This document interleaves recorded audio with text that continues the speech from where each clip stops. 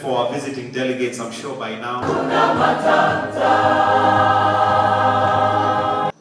Madam Tessie Mudavadi, spouse to the police ambassadors, high commissioners present. The Republic of Namibia and the President of the brothers and sisters, especially that it's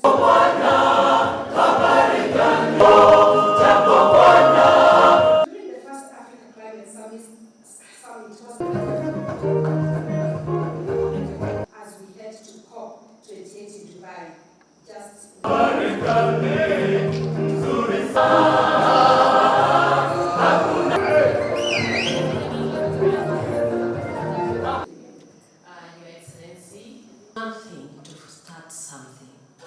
It is in the counties and the wards and everything, and beyond.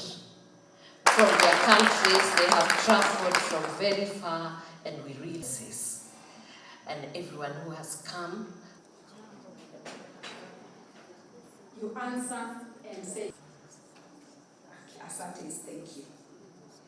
We are here this evening to celebrate great achievement by our First Lady. It is one thing to start something.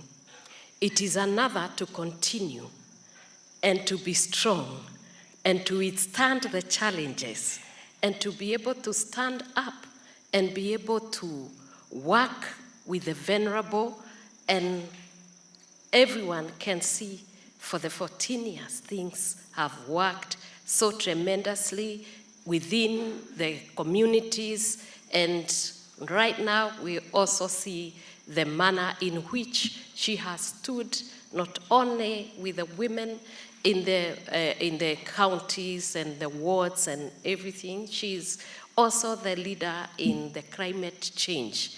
This is a woman that we respect and we honor in this country and beyond.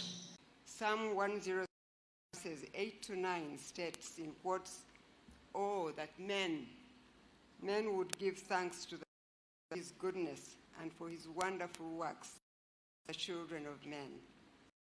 Satisfies the soul and hungry soul with goodness," end quote. Therefore, even if I did anything else today, here, but stood here with you to thank God for the blessings the women of Kenya and their families have been enough. For God is truly deserving of our honor and glory, and it is by his grace alone. We have all come from all nations and in peace to hold hands together, indeed in praise of our God and Father. I know we only have 3 minutes. Mama Ruto, if I get to 4 minutes, please defend me. Today, as representatives of the First Ladies of Africa, we warmly welcome Mama Ruto to the Organization of African First Ladies for Development, OFLAD, fraternity, and salute her on hosting the launch of the OFLAD Unifying Campaign. But having this opportunity of being here today, on a day when such a big group of women have gathered together, I would like to just share with you just one point that I think all African women must be aware of and fight to change. I always share it with Ugandan women in hope that perhaps the generations of women coming after us will know and ensure that they fight to change that phenomenon, and that is the failure to save. African women are very hardworking people. That is a fact. And we all know it. But they spend almost all the money they make as it comes in. And I know that it is because they have so much to do and so little to spend. But nonetheless, we must be mindful of the fact that other colleagues of ours, like the Asian women, they strive to save most of the money they make.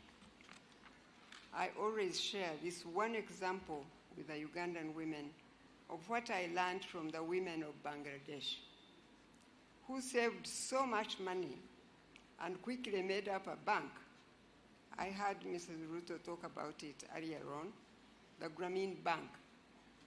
The World Bank came to Bangladesh to acknowledge what they had done and asked how they had managed and offered to lend them more money that they would pay in their own time. But the women of Bangladesh said no. They said no to the World Bank.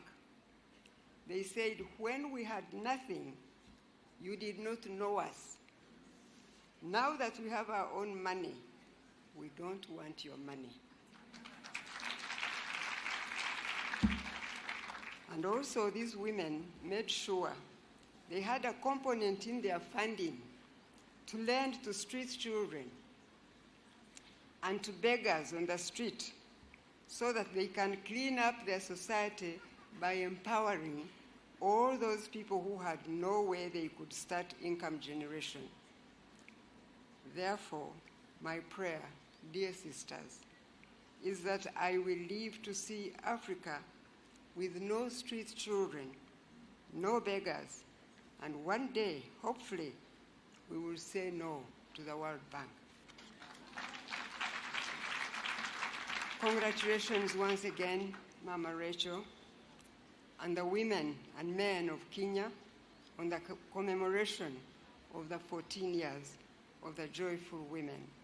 I thank you for listening to me. God bless Kenya, and God bless Africa.